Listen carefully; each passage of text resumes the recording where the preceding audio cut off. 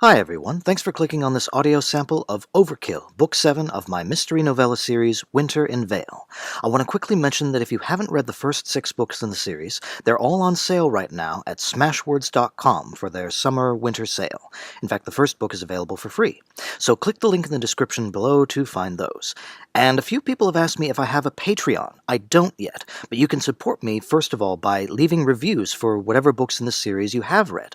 And also, I've been working the past couple years with the community theater group, the Springfield Community Players. They're trying to raise money to repair their roof, so in the description you'll also find a link to their GoFundMe page. They're awesome and they deserve your support. Right, now that that's out of the way, Winter in Vale, a mystery novella series by Miles Ledoux. Book 7, Overkill. Chapter 1. Violet woke up with a start. Something was tapping on her window from outside. Sitting up and squinting through the swirling ice and snow, she could just make out a branch whipping against the glass. Grunting, she lay down again to go back to sleep. Then she sat up straight. In the 2 months she'd lived in this house, there had never been a branch this close to her window. Once again peering outside, she examined the branch as closely as she could. The false dawn was just bright enough to reveal the ice coating the bough. Momentarily the wind died down, letting the snow slow its dance long enough for Violet to see that the entire tree, in fact, was coated in a thick layer of ice, and the added weight was causing it to lean over dramatically, bringing its branches closer to her window. This was no ordinary December storm. This was an ice storm. Violet twisted in place to check the time. The face of her digital clock was blank. Reaching over, she pressed the switch on her bedside lamp. Nothing happened. A minute later, pulling on her bathrobe, Violet stepped into the hall. She shivered, hugging herself. The lights were off in the bathroom next to her room, but someone had set an electric lantern on the counter. From the other end of the hall approached a walking woolly blanket with eyeballs. The top of it wriggled, and out popped the head of a teenage girl. "Power outage?" asked Violet. "Yep," said Cy through chattering teeth. She gathered Violet into the blanket, and they went downstairs. Cy's mother, Jen, was already in the kitchen. She was fully dressed, but she seemed more adapted to the cold than her daughter, as the only winter garb she wore was a wool cap, her dirty blonde hair spilling out from beneath it. With a long match, she ignited one of the burners on the gas stove and cooked a breakfast of scrambled eggs. "We have a generator, right, Mom?" asked Cy. "Yes, we do," Jen said emphatically as she scraped egg onto Violet's dish. "I made sure of that when we moved in. After we eat, I'll get it hooked up." "Do you need help with that?" Violet offered. Jen shook her head, taking a swig of black coffee and sitting down next to them at the long rectangular table set against the kitchen wall. For a moment the three of them ate in comfortable silence, light and warmth emanating from the nearby kerosene heater. A calico cat hopped onto the bench next to Cy and curled up against her, purring. "I was having a weird dream just before I woke up," Violet remarked. "What was it about?" asked Cy, though her attention was mostly on the cat she was petting. Jen likewise seemed mesmerized by the ice storm cavorting beyond the window.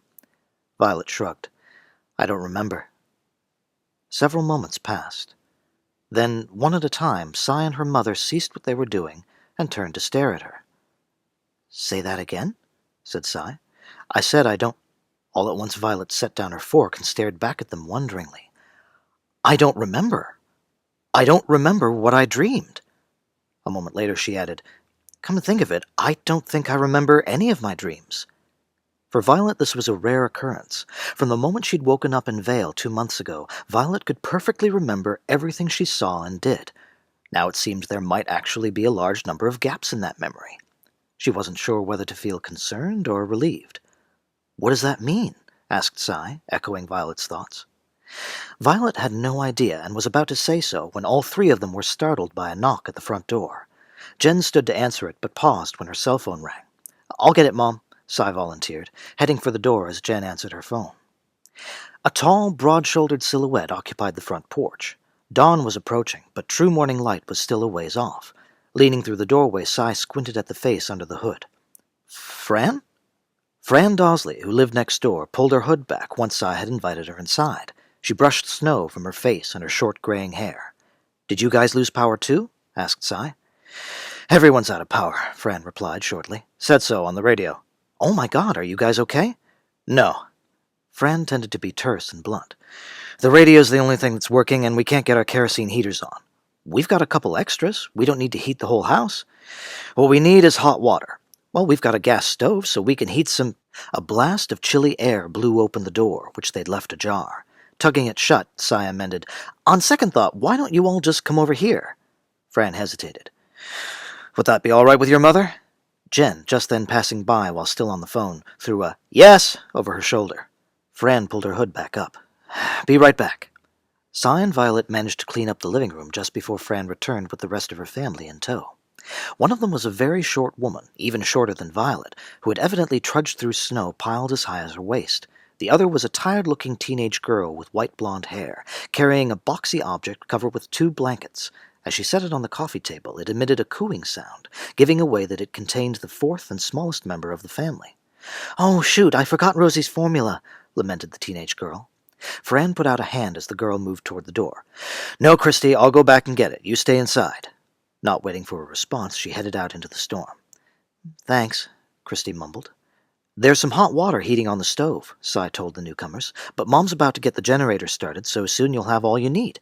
"Oh, thank you, honey," wheezed the short woman, catching her breath. Like Fran, she'd carried several parcels from next door, which she'd set down in the corner of the room. "Can we make you guys some breakfast?" offered Violet. Christy abruptly pivoted, not having seen Violet till just then. "Oh, hi," she said, with a sudden bright smile. Glancing uncertainly at Cy, Violet returned the smile.